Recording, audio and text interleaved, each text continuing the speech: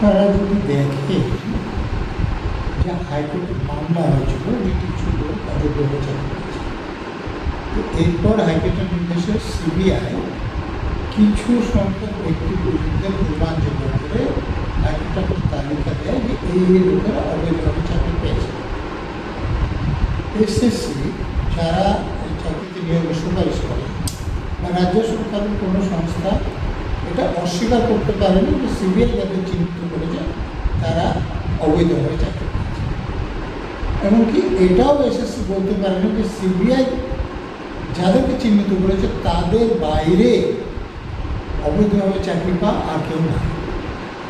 স্বাভাবিকভাবে court, SSC এবং রাজ্য সরকার অন্যান্য সংস্থা যারা আছে তাদের কাছে জানতে চায় যে আপনারা বলুন যে অবৈধভাবে চাকরি কারা পেয়েছেন, বৈধভাবে চাকরি কারা পেয়েছে। এসএসসি বা রাজ্য সরকারের কোনো সংস্থা হাইকোর্টে 3 বার এফিডেভিট করলেও এটা জানায়। তখন হাইকোর্ট যে যারা বৈধভাবে পেয়েছেন, যারা অবৈধভাবে পেয়েছেন আলাদা করতে পারছেন না বলে সকলের চাকরি বাতিল। তারপর সুপ্রিম কোর্টে যাওয়া, সুপ্রিম কোর্টে একই প্রশ্ন আসে যে তাহলে আপনারা বলুন যে তারা বৈধভাবে চাকরি পেয়েছে। যদি রাজ্য সরকারের কোনো সংস্থা এসএসসি হোক বা কেউ এটা জানিয়ে দিত যে এই লোকগুলো বৈধভাবে চাকরি পেয়েছে, তাহলে বৈধভাবে চাকরি পাওয়াদের চাকরি বাতিল হতো। কিন্তু জানায়নি বলে সকলের চাকরি বাতিল হয়েছে। আপনাদের বড় প্রশ্ন জানতে পারে যে রাজ্য সরকার কেন জানায়নি। তো যদি জানিয়ে দিত তাহলে যাদের কাছ থেকে টাকা নিয়ে চাকরিটা দেওয়া হয়েছিল তাদের চাকরিটা বাতিল তো হতোই, কিন্তু এই যে নতুন করে আবার নিয়োগ করা হবে তাতে তাদের চাকরি দেওয়া যেত। এখন যাদেরকে সিবিআই চিহ্নিত করেছে তারা আর পরীক্ষা দিতে পারবে না, কিন্তু যাদেরকে চিহ্নিত করেনি তারা পরীক্ষা দিতে পারবে, এবং যারা অবৈধভাবে চাকরি আগে পেয়েছিলেন আবার তারা অবৈধভাবে চাকরি পাওয়া থেকে এবার বৈধভাবে চাকরি পাতে চলে যেতে পারবে। যারা বৈধভাবে চাকরি পেয়েছিলেন তাদের সকলের যে চাকরি থাকবে এই গ্যারান্টি কিন্তু নেই।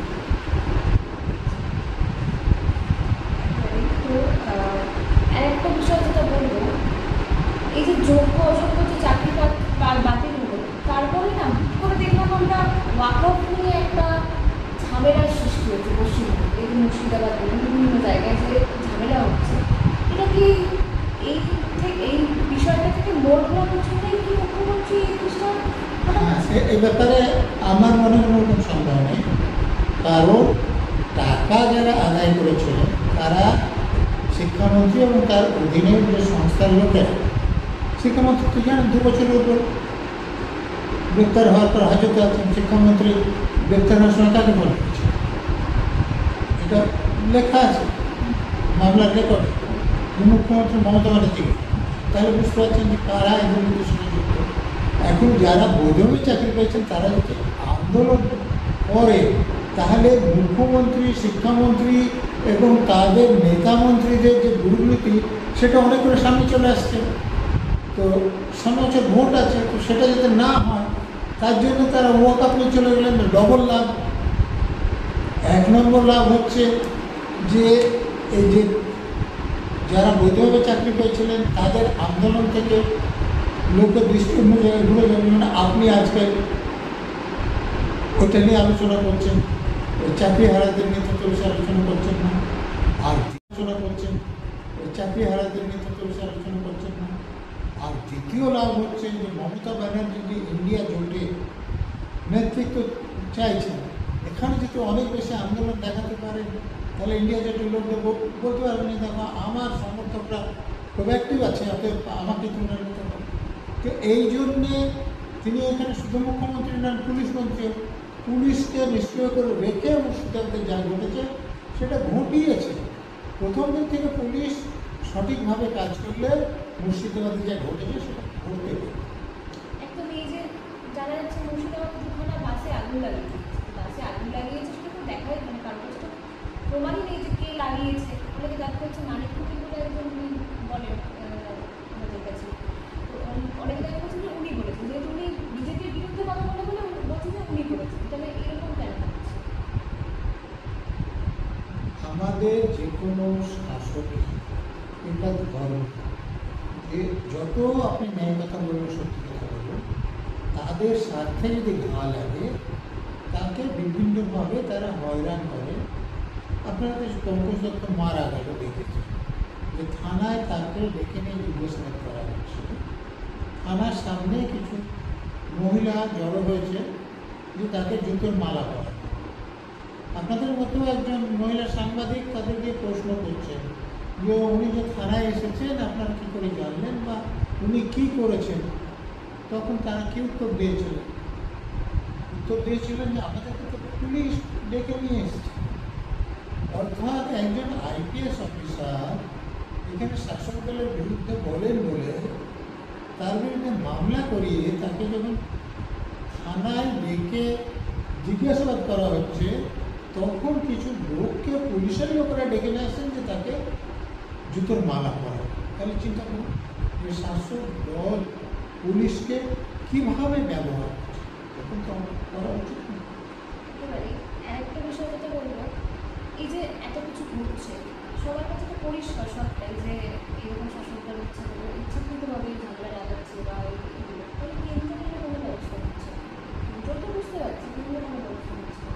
কেন্দ্রের যারা প্রধান, যারা নেতৃত্ব যারা আছে, কেন্দ্রের যারা শাসক দলের নেতা নেতৃত্বখানে আছে, তাদের সঙ্গে আমাদের এখানে শাসক দলের সর্বোচ্চ নেতৃত্ব সম্পর্ক খুব ভালো। আমি উদাহরণ দিয়ে বলছি যে তিনি এখানে প্রকাশ্য মিটিংয়ে মুখ বাঞ্চান বলেন যে কমিটি দৌড়িয়ে দিয়ে ঘোরাবো এসব বলে, তার কথা বলছি আমি বুঝতে পারছি, তার উদ্দেশ্য সেটা বুঝতে পারছি।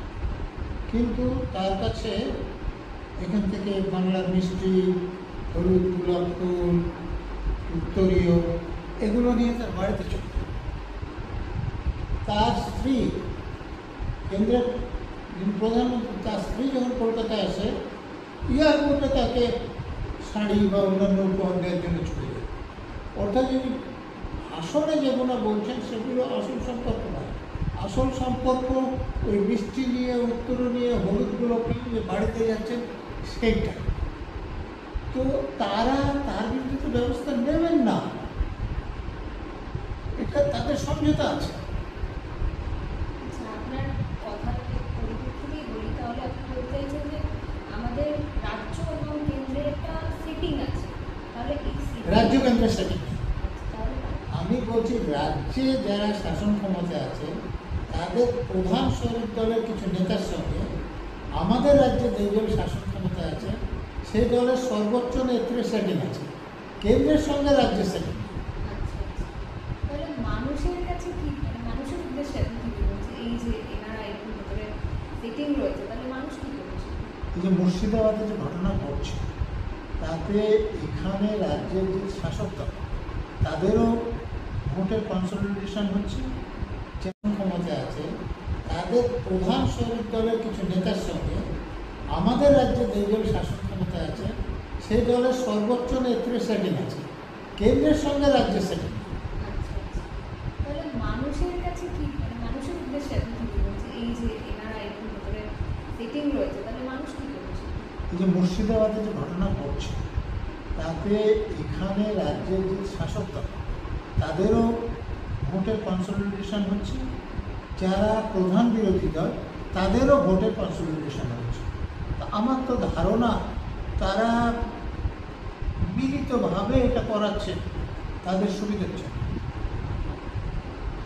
বিভিন্নভাবে করা যাচ্ছে, হ্যাঁ, মানে উভয় পক্ষের সুবিধা হচ্ছে। কীরকম সুবিধা কীভাবে হচ্ছে? দেখুন, মমতা ব্যানার্জি মুসলিম ভোটের উপর অনেকখানি নির্ভর করে। তো এই ওপর যদি হিন্দু মুসলমান বিভাজন হয় তাহলে মুসলিম ভোটাররা বিজেপির ভয় দেখিয়ে মুসলমানদের মমতা ব্যানার্জির দলবল এটা সন্তুষ্ট করতে পেরেছেন যে বিজেপি ক্ষমতা আসলে তোমাদের অসুবিধা।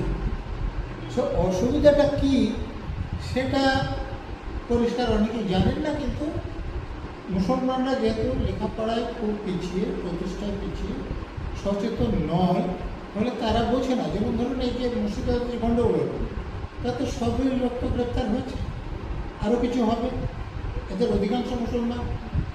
আচ্ছা, তো এই যে লোকগুলো গ্রেপ্তার হলো, এরা কোনো সরকারি চাকরি কোনোদিন পাবে না, এদের ছেলেমেয়েরা পাবে। তাহলে তাদের ক্ষতি হচ্ছে, কিন্তু লাভ হচ্ছে মমতা ব্যানার্জি। তারা মমতা ব্যানার্জি হয়ে আরো ভোটে মারামারি করবে, ভোটে রিগিং করবে। আর যদি এখানে পশ্চিমবঙ্গে সংখ্যাগরিষ্ঠ লোক তো হিন্দু, তো মুর্শিদাবাদে হিন্দুদের সংখ্যা কম হতে পারে, কিন্তু অন্যান্য জেলাগুলোতে তো হিন্দুর সংখ্যা বেশি। তো হিন্দুরা যদি দেখে যে হিন্দুদের উপরে অত্যাচার হচ্ছে, এটা রাজ্যের শাসক দলের লোকেরা করছে, তাহলে তারা বিজেপি ভোটার হয়ে যাবে না?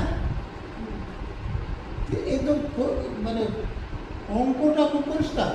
আচ্ছা, তাহলে আপনি বলছেন যে পশ্চিমবঙ্গে বিরোধী দলনেতা মানে হচ্ছে বিজেপি, আর মেন হচ্ছে তৃণমূল। তাহলে সিপিএম এর ভূমিকা কোথায়? সিপিএমকে কারা করতে হবে? তাহলে হিন্দুরা যদি বিজেপিকে ভোট দিয়ে দেয়, আর যদি দেখুন, যেটা বিভিন্ন গণমাধ্যমে দেখানো হচ্ছে, তাতে যে দুজন বাবা ছেলে নিহত হয়েছে তারা সিপিএম, কিন্তু তাদের জন্য ধরুন যে কালকে বিজেপি কাছে আসা, আজকে রাজ্যপালের কাছে যা, সেটা কারা করছে? বিজেপি লোকরা করছে। তাহলে কি ধরুন যে তারা ধর্মীয় সূত্রে তারা হিন্দু। আপনারা দেখুন, এরকম রাজনীতি করা উচিত কিনা সেটা আপনারা আমার থেকে ভালো বুঝতে পারেন। এইরকম ভাবে বিভাজনের রাজনীতি হলে আমার আপনার মতো সাধারণ লোকের খুব অসুবিধা। আমি কোনো অপরাধ না করে একটা ধর্ম সম্প্রদায়ের মধ্যে জন্মেছি বলে আমি কারো কাছে শত্রু হয়ে যাব। আপনি একটা ধর্মীয় সম্প্রদায়ের মধ্যে জন্মেছেন বলে আপনি কারো কাছে শত্রু হয়ে যাবেন, অথচ আপনি কোনো অপরাধ করবেন। এইটা বন্ধ হওয়া উচিত।